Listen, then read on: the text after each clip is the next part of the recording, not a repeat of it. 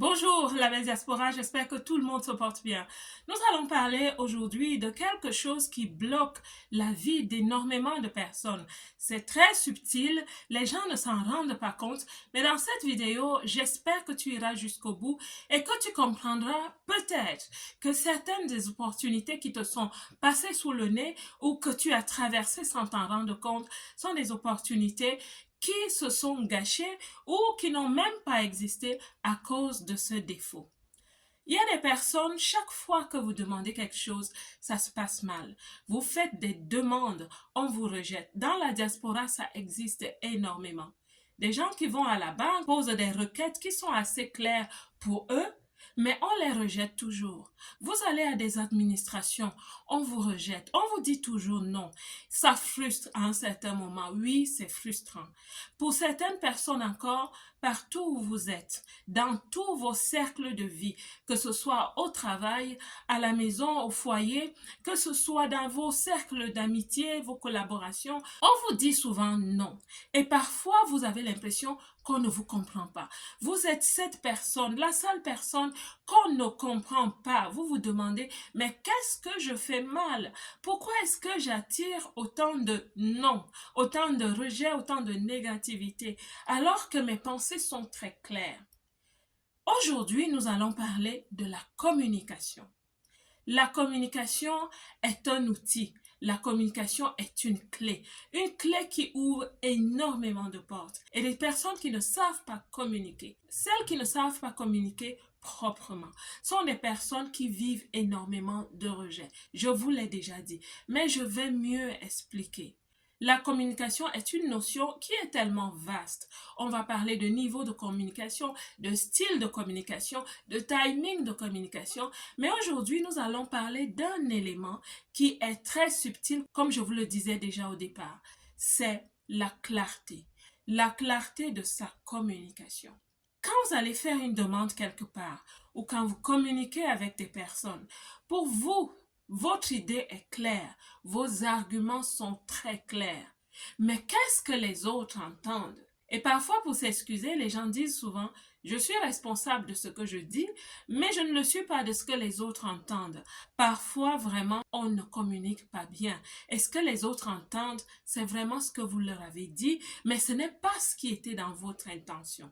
La clarté de la communication est très importante pour vous aider à avoir des relations harmonieuses partout où vous êtes. Maintenant, je vais définir ce que j'entends par une communication claire. Pour moi, une communication claire est une communication que quand vous l'avez faite, on ne posera plus des questions comme quoi, pourquoi, quand, comment, qui, avec qui. Si après avoir fait une communication, on ne revient pas vers vous avec ce type de questions, avec qui est-ce que je dois le faire? Pourquoi est-ce que je dois le faire? Pourquoi tu souhaites qu'on le fasse? C'est quoi le but? Comment est-ce que je dois le faire? Quand est-ce que je dois le faire? Quand votre communication n'est pas smart, c'est-à-dire qu'elle n'est pas spécifique, elle n'est pas mesurable, ça veut dire que quand je reçois votre communication et que je ne peux pas la quantifier, je ne peux pas dire exactement ce que vous voulez, combien vous voulez, quand est-ce que vous le voulez. Ça va être une communication très difficile qui reviendra vers vous comme un boomerang. Peut-être pas un boomerang négatif, mais une objection. Pas forcément une réaction, parce qu'une réaction peut être positive, mais une objection est généralement une inquiétude. Je souhaite savoir mieux. Je souhaite savoir pourquoi est-ce que tu le fais. Quand vous avez de telles communications, il y a de fortes chances que vous receviez énormément de rejets. Mais belle, dans la diaspora, la communication est vraiment un outil. C'est une clé qui vous ouvre des portes. Et quand on ne la maîtrise pas, les portes sont parfois fermées.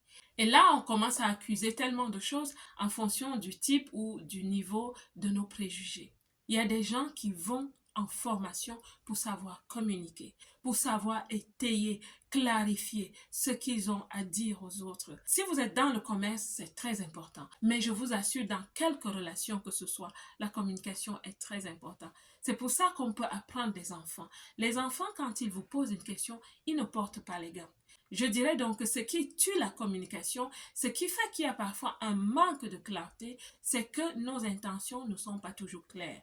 Ou alors, nous essayons de cacher nos intentions. Certaines personnes appellent ça l'humilité, d'autres la décence. Parfois, on a peur de faire du mal à l'autre. Non, c'est pas ça. C'est en nous que nous devons travailler cela. C'est en nous que nous devons travailler le manque de clarté par rapport à nos communications. Qu'est-ce qu'on veut? C'est quoi nos intentions? Quand vos intentions sont claires, l'énoncé sera clair. C'est pour ça qu'il est aussi important de travailler sur nous-mêmes, de devenir ces personnes qui ont confiance en elles. Quel que soit ce que vous souhaitez dire, comme disent les Anglais, it's not what you say, it's how you say it. Ce n'est pas ce que vous dites, mais c'est comment vous le dites. Travaillons aussi sur notre façon de dire les choses. Quels sont les mots qu'on utilise? Ça va plus profondément.